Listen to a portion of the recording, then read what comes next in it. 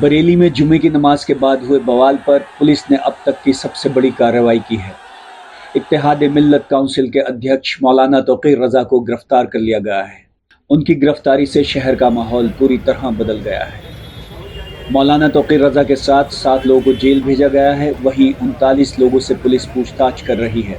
इतना ही नहीं, 2000 अज्ञात लोगों पर केस दर्ज किया गया है और 10 केसों में से 7 में सीधे मौलाना का नाम भी शामिल है।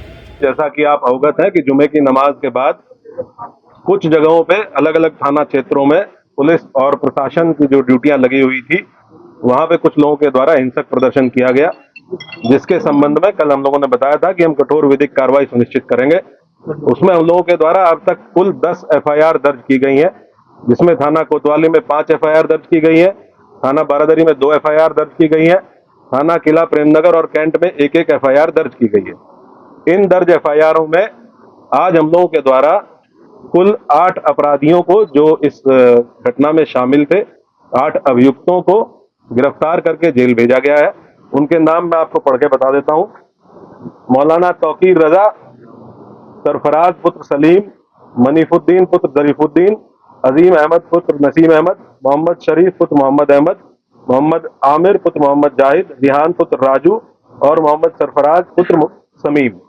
इन 8 लोगों को आज हम लोगों के द्वारा गिरफ्तार किया गया है और जो रिमांड मजिस्ट्रेट हैं उनके समक्ष पेश करते हुए न्यायिक हिरासत में इनको लिया गया है। कोर्ट के आदेश के उपरांत इनको संबंधित जेल में भेजा गया है।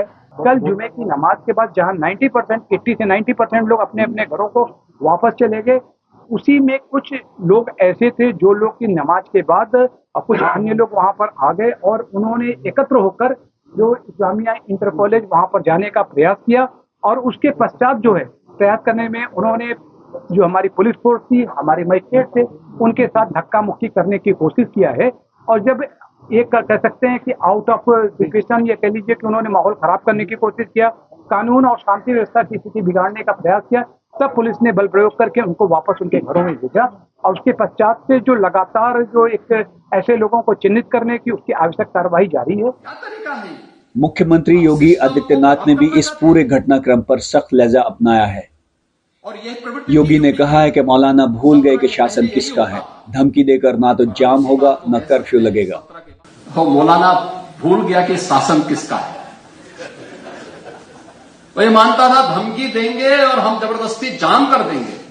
हमने कहा जाम नहीं होगा, कर्फ्यू भी नहीं लगेगा, लेकिन कर्फ्यू का सबक तुम्हें ऐसा सिखा देंगे कि तुम्हारी आने वाली पीढ़ी दंगा करना भूल जाएगी। शहर में हालात पर काबू पाने के लिए RAF और PAC की तैनाती की गई है।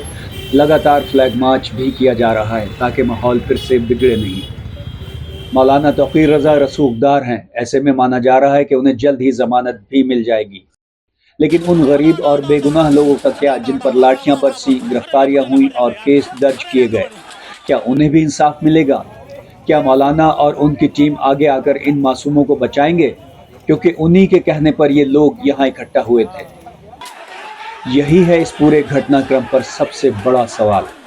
बरेली के बवाल ने न सिर्फ देश की सियासत को गरमाया है, बल्कि 100 सवाल भी खड़े कर दिए हैं कि देश के मुसलमानों को भड़काने के पीछे कौन सी ताकतें काम कर रही हैं और इससे किसका भला होने वाला है।